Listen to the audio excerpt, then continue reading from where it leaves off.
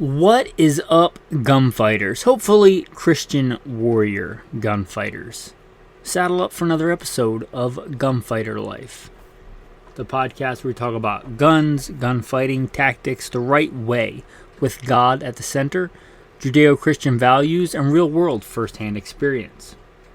Today's going to be a fun episode on some cool, forgotten 308s.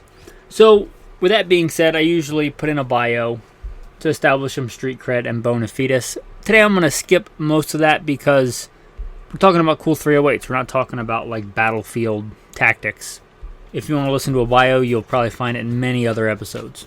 I will say first and foremost, I am a Christian. That's first and foremost in everything that I do, and this podcast is no different. I don't apologize for that. If that offends you, go listen to something else. And I will say that I've been blessed to be a professional gunfighter most of my adult life, and with the grace God has given, I've survived that.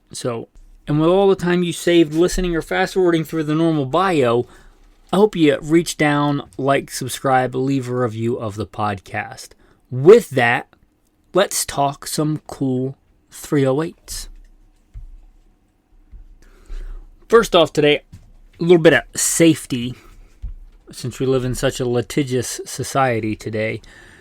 7.62 and 308, I'm going to use pretty much interchangeably today. There is a difference. It's the reverse of 5.56 223. 308 is actually loaded to higher pressure than 7.62 by 51 NATO. So make sure that the guns that I'm talking about can handle the cartridge. If I say 308 and it's stamped 7.62 by 51, do your own due diligence. If you blow your hands off or your face up, that's your fault, not my fault.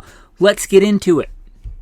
The first one is, well, this by God's grace kind of got the snowball rolling down the hill of just cool, kind of lesser known, forgotten, however you want to put it, 308s. And that's the Ishapur. Ishapur, you might be thinking, Ishapur, what is that? Well, you probably heard Enfield. Enfield is like one of the dominant battle rifles of the 20th century. Most of those are in the Majesty's cartridge, right, of 303 British. But India, of all countries, just happenstance, however history shook out on that, they made the Enfield in 308. So if you like the Enfield, you like the history of the Enfield, you like it's known for being one of the faster bolt-action rifles. If you like that, but you don't want to have to scrounge up 303 British, they did make one in 308. So if you want that Enfield, or you just kind of want an old battlefield look, wood stock. They even have that a lot of those old military surplus guns even kind of have their own distinct smell. Ballistol, Cosmoline, CLP, it just kind of has its own unique thing to it. So if that's what you're looking for, but you want to rock a 308, you might rock a Ishapur. The next one, Adams Arms, is kind of a forgotten company. There are so many in the world of ARs, but years ago, there was a kind of a swing from direct impingement to piston ARs, which I'm a big fan of. I'm not a big fan of direct impingement. I don't hate it, but I did have, during the war, direct impingement gun crap the bed on me. And I don't mean have a malfunction. I mean a catastrophic failure where it could not be fixed in the field. Like it was down. Not the biggest fan of that system. So I do like, it does have its merits, but I do like piston ARs. Anyway, early on, Adams Arms, maybe not the first, probably not the first piston AR. I have no idea what that was, but it was one of the early mainline ones. That and PWS maybe.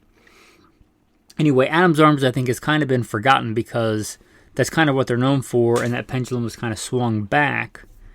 Adams Arms makes some really good guns. In fact, I have a lot of experience with Adams Arms. Talking about way back in the day, there weren't as many options when I was a cop, and I was doing more specialized cop stuff, not regular beat stuff. I got a little bit more liberty in what I could rock at the PD, and I chose to rock an Adams Arms piston upper. I still have it. I still love that gun. It's a great gun, that Adams Arms. It's extremely well made. I've run it in a really rigorous training course. It beat the tar out of it. It's it's a great gun and way more forgiving on lack of maintenance and care, in my opinion, than a direct impingement gun. Well, that's in 223, but there is a 308. Now, I didn't even know they made a 308. Maybe I did and I just forgot. Again, this is forgotten ones. But if it's made anything like my 223 Adams Arms, it's been going strong for well over a decade. Maybe closer to 2 decades at this point. And I would hate to even venture how many rounds I put through that thing. It's gone through some parts. It's worn out a buffer tube even, which is kind of, I never heard of that happening until I did it. But it's had some parts replaced, but again, it's still going strong. So, Adams Arms, if it's made anything like my 223 Adams Arms, it's a rock solid gun. So if you're looking for like an AR-10 kind of, maybe you're not happy with any of the bigger name brand AR-10s, you might look at that Adams Arms. Again, they're kind of a sleeper in the AR world, but I think that's just because there's so many now. Adams Arms absolutely makes some really good guns in my experience. So, you might want to look into that. A company that's not forgotten is Colt. Colt has been going strong a long time. Colt is primarily known, I think, for their 1911s. Well, their single action army, which is not generally my thing, but the 1911s, they make exquisite 1911s. A little off topic, but if you're looking for a 1911, even in 2024, I'm going to tell you to go to Colt. That's going to be my number one recommendation, unless there's some reason you want something else. But Colt. Whether you want a Colt, Combat Elite, or a Colt Railgun, or a Colt M45A1, or a Colt Delta Elite, they're exquisite. So that's my number one recommend. A Colt Gold Cup if you just want a tack driver. They're also really well known for their ARs. I mean, they make a ton of military. Well, for the military, it'd be M16s or M4s. And they make civilian versions. You'll know probably a big recommendation of mine, if you're looking for an AR even in 2024, the Colt 6920, or one of the variants of it. Basically the civilian version of an M4. But they have a really cool 308 that I think that has been forgotten. What if I told you that you could get a AR-15 kinda in 308? You'd be like, duh. That's the AR-10. What if I said that you could get one that would go back and forth using the same parts, the same lower, between 5.56 and 308? You might think, well, what are you talking about? Well, what I'm talking about is the Colt Modular Carbine. Yeah, it's a thing. They exist. I think the exact model, if I'm looking, is LE901 and CM901. These rifles, using the same receiver, can switch back and forth between 5.56 and 308. They've been around a long time. This is not a new thing. This is not like a 2024 SHOT Show thing. These things have been around. So if that intrigues you, if you're like gearing up for the apocalypse, and is it going to be, zombie prairie dogs or zombie velociraptors, and you don't know which caliber to pick, well, get that one. You switch back and forth. I think that's kind of a forgotten gun. The Colt Modular Carbine. So if you're looking for that kind of thing, there you go. It exists. Colt Modular Carbine. Now, you are probably familiar with the M1 Garand. If you're listening to this show, I'd be surprised if you hadn't heard of the M1 Garand, or America's battle rifle of WW2. It's legendary. And what if I told you you could get something like that in 308? You might be thinking, well, yeah, we adopted the M14.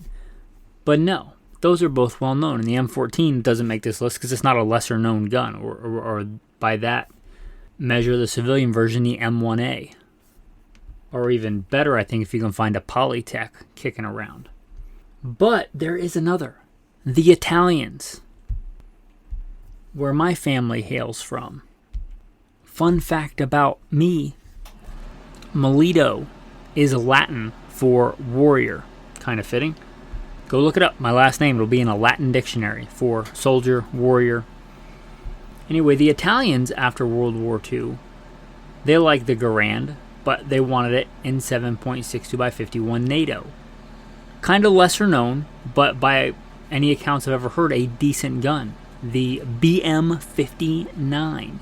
Basically take the Garand, and as cool as that ping of the M-Block clip is, have it take detachable magazines and have it fire .308.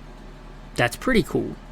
Kind of forgotten, very in keeping with today's episode. So if that kind of thing intrigues you, you don't want to go the Ishapur route, you don't want a bolt action, you want kind of that Cold War military mystique, but you want some semi-auto lead slinging capability, the Italian BM59s, they're gorgeous guns, as you might expect, and the Italians making them. It kind of look like what you would expect, kind of a baby between an M14 and an M1 Garand. Really cool rifle. Again, by all accounts, I've never owned one, but by all accounts, they're a decent rifle. They're available surplus. So, yeah, that is kind of the epitome, even though it's not the one I thought of when I started the show, it's kind of the epitome of today's show. We've just forgotten really cool 308s. Alright, heretofore we've mostly talked about the tactical. Not that you couldn't hunt with any of those things, right? That's one of the great things about the 308. It's perhaps the best, well-balanced centerfire cartridge, period. End of sentence, right? It can slice, it can dice. It's like that. If you remember the Ginsu knife commercials, or what came after that, the Sham Wow, right? It does it all. It's a great tactical round. It's a great hunting round. It's a well-balanced round.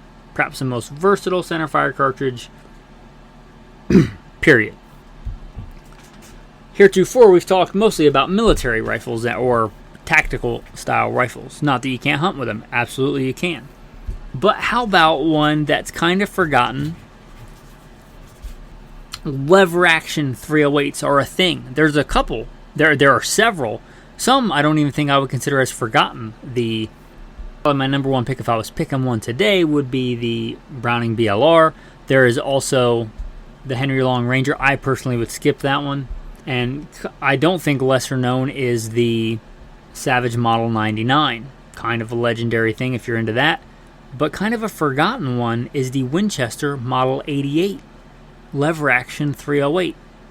Now, it doesn't look like a classic cowboy 308, but it doesn't look like a modern 308 either. It's kind of in this middle ground. It's lever action, it's wood stocked, but it doesn't really look like your John Wayne Winchester Model 92 or 94.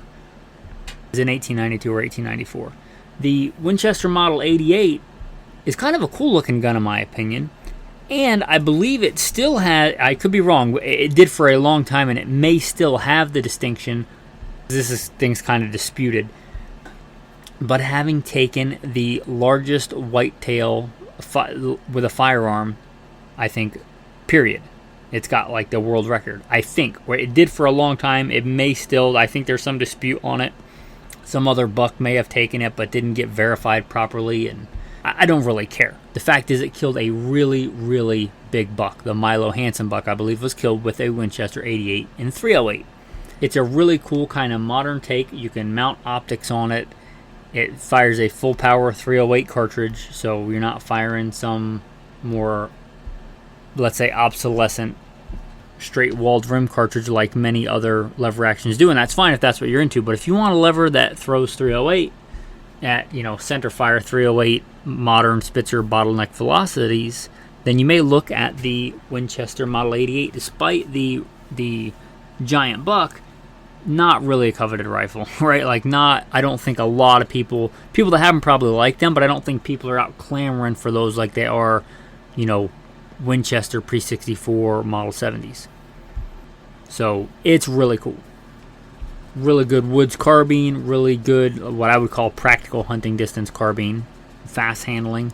If you are relegated to a firearm, if you live in a restricted place where you kind of want a really nice hunting 308 that might have to do for high rate of fire, but you can't have a semi-auto, maybe an option.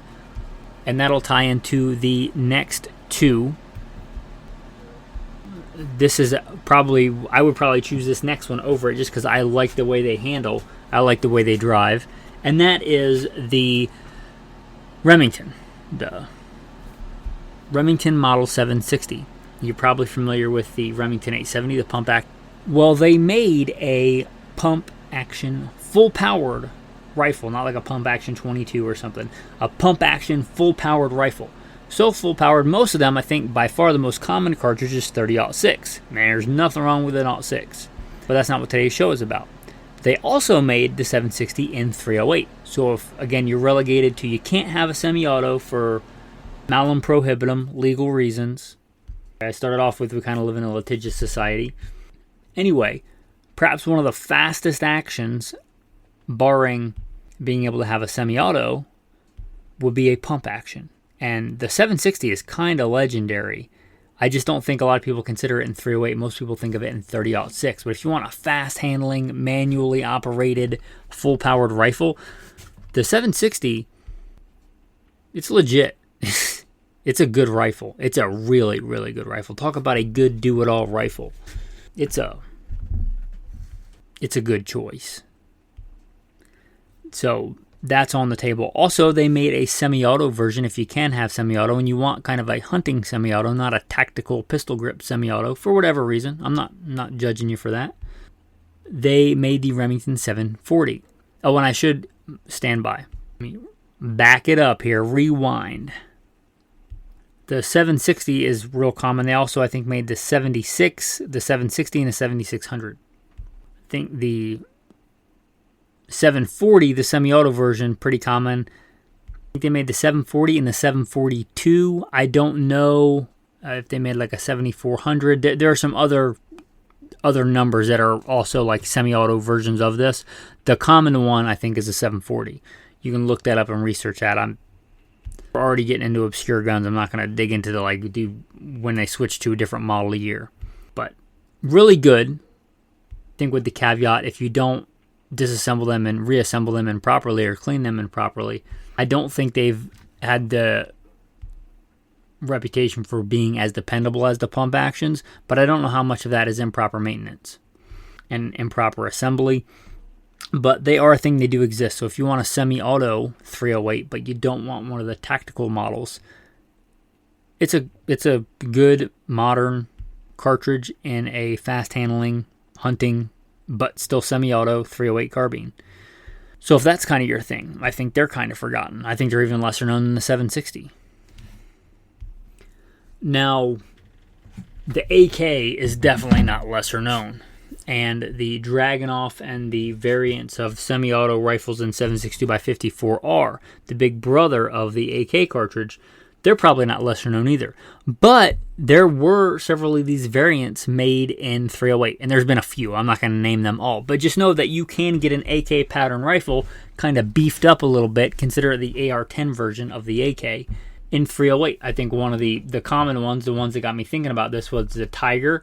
And I think it's spelled Tigr, and I only know that because I looked it up. But if you want kind of that Dragunov kind of flavor, not exactly, but similar, in 308, because you don't want to have to deal with shooting 7.62x54R, you can get like a beefed up, been hitting the gym AK in 308. And again, talking about that Cold War cool factor kind of genre. And there's probably many different variants, probably different countries made those to import to the U.S., during the Cold War. So there's many different ones, but just know that they are a thing. They do exist. Quality probably varies just like it does with AK variants here in the U.S. Don't think just because it looks like an AK that it's going to run like an AK. That's not how that works. So do your own research on that. I'm not endorsing those, but they do exist. Some of them may work quite well. If you want that kind of thing, you want a beefy AK in 308, but that's modern, then that I would endorse, and I do think will absolutely run unless you just get a lemon, but the model should be a good model. You probably know of IWI Galils. You probably know of the older one if you're into guns and gun history, but you probably are aware that IWI still makes the Galil, or they re-released it. They're fantastic. I have one in 7.62x39 as a truck gun for a long time, the pistol version. It was a good gun. I didn't sell it because there was anything wrong with the gun. I'm just kind of like that. If I have a niche that doesn't fill and I'm not using a gun, I'll generally try and trade it or sell it for something that I am going to use. But it was a fine gun. In fact, it'd probably make my list of top 3 AKs on the market in 2024. That said, you usually probably think of those in 7.62x39, or you may consider them in 5.56.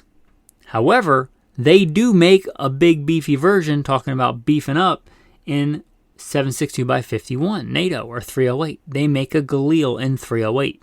So if you want that AK action, you want that, I want to say apocalypse proof, not that anything could be, but except for Christians, right? We make it through that. But as far as earthly things, it says we get a new heaven and a new earth. But you get what I'm saying, kind of that bomb-proof weapon. And you want it in 308, because again, 308, in my opinion, and many others probably, the most versatile centerfire cartridge, period. If you want to mate those two together, not an abomination, right? We're not talking about crossbreeding animals or different kinds of seeds or wearing a garment of different sorts, right? Some of you will understand that. What we're talking about is taking an AK and putting it in 308. And you can do that with a current production, modern, really well-made. And why not help out Israel, right? They got a bunch of Muslims trying to cut off their heads and do horrible things to their women. So why not help them out instead of buying some Turkish knockoff guns?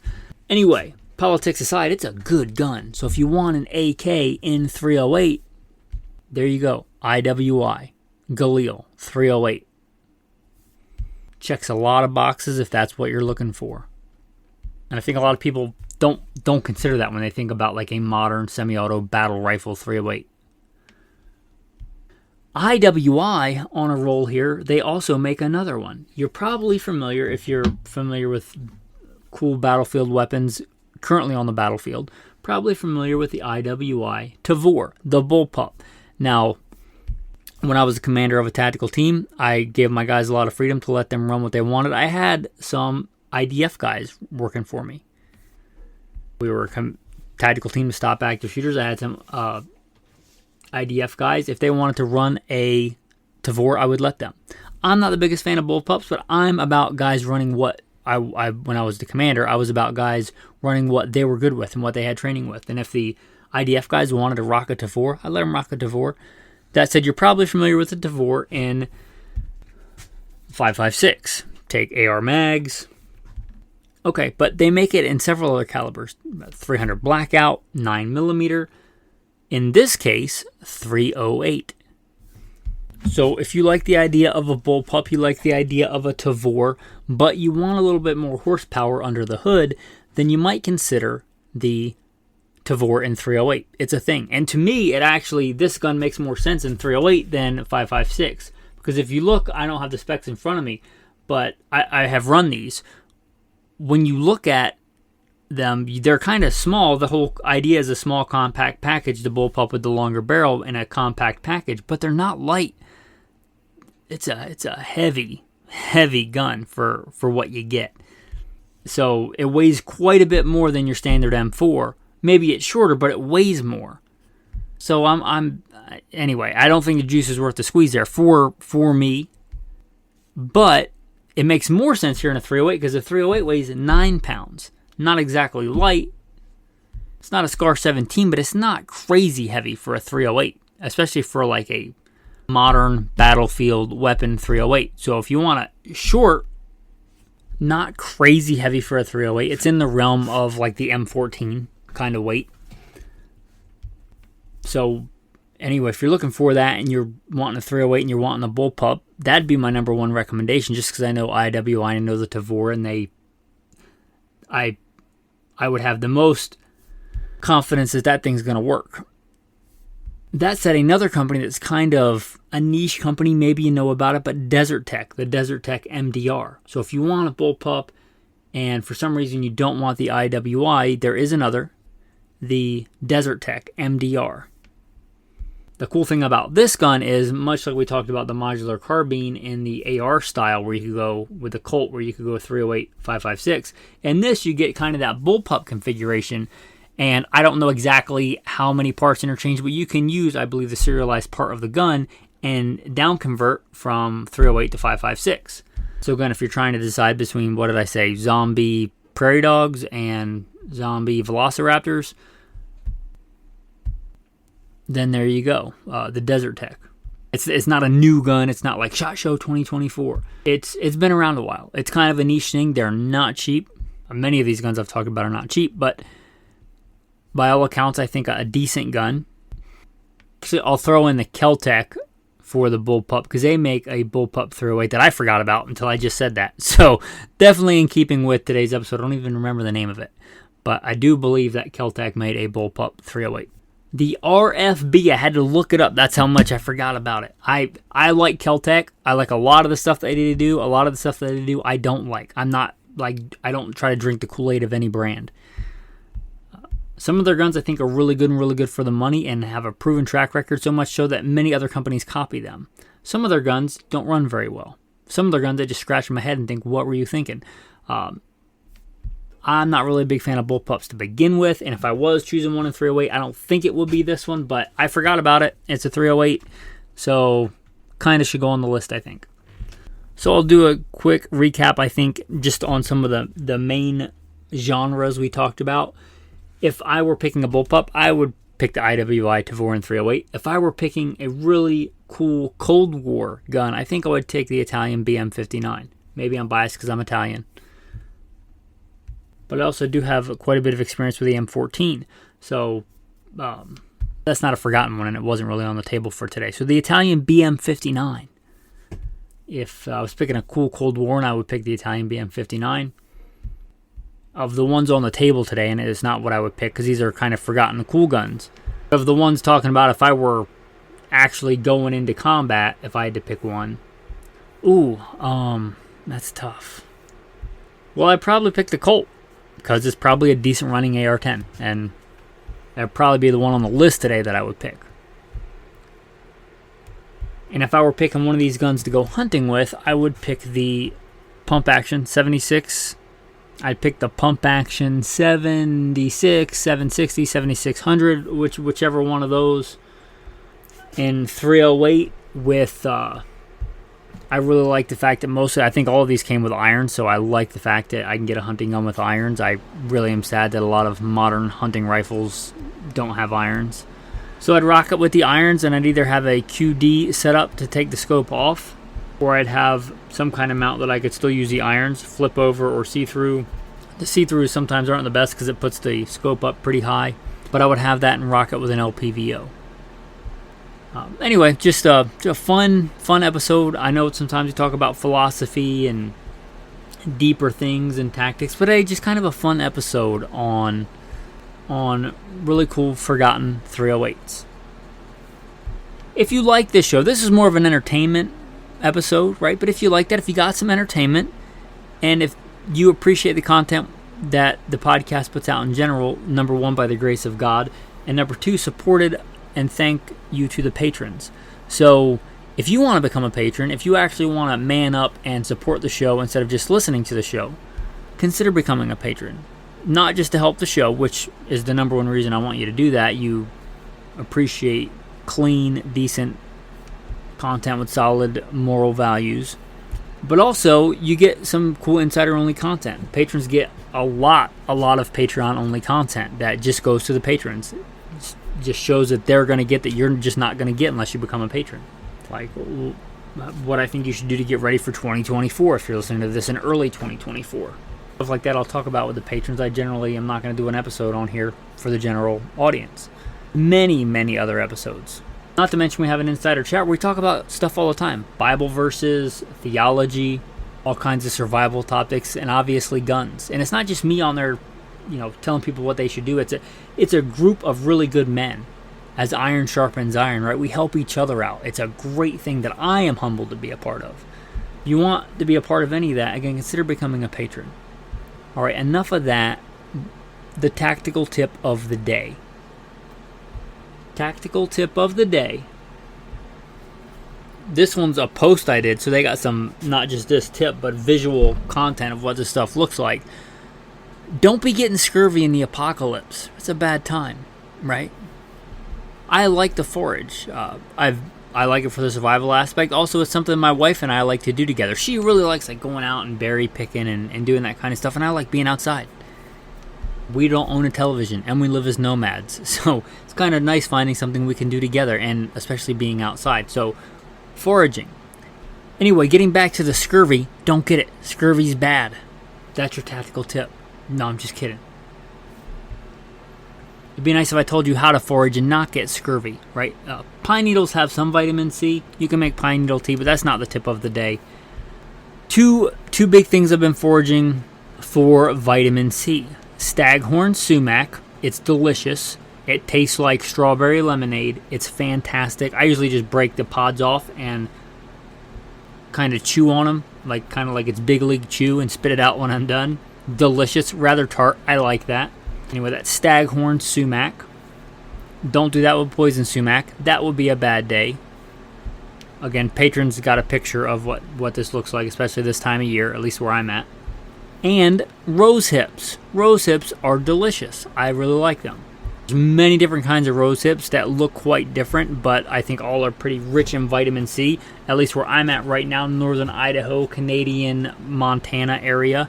They're everywhere, and they are delicious. More than I could pick if I spent all day doing it, and just in one area, just walking around. Right? If I just was on foot, I could probably pick more than I could carry, or more than I could pick from sunup to sundown. Just packed full of vitamin C, and they taste good. So, two main sources of vitamin C, and just healthy food, like actual real human food, not wrapped in cellophane, pumped full of hormones, and sprayed with all kinds of junk. So anyway, that's your tactical tip of the day. Don't get scurvy. Rose hips, staghorn sumac. Both are delicious. Both are good for you. Don't thank me. Thank God. It is His creation. On that note, let's get to the tactical verse of the day. Talking about eating real food. This is in Genesis chapter 9.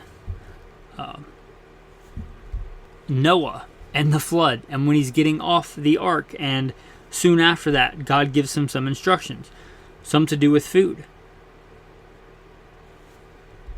But you shall not eat flesh with its life, that is, its blood. Surely for your lifeblood I will demand a reckoning.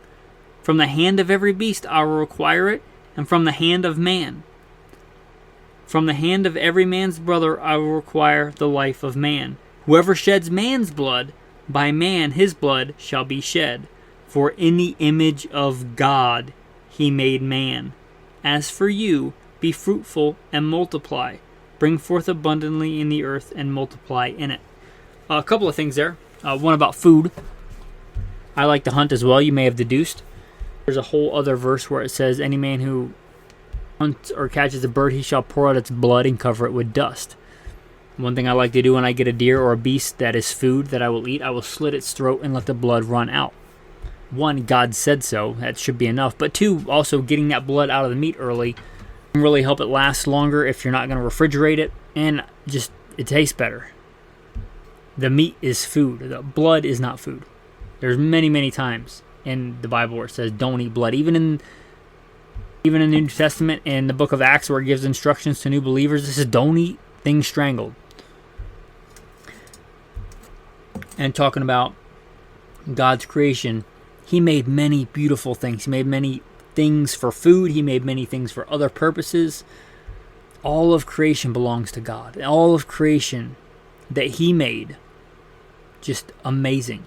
He made you, man, in His very own image. Made in the image of God. You're not some, whatever they would teach you in school, just garbage, not true, just false, dung.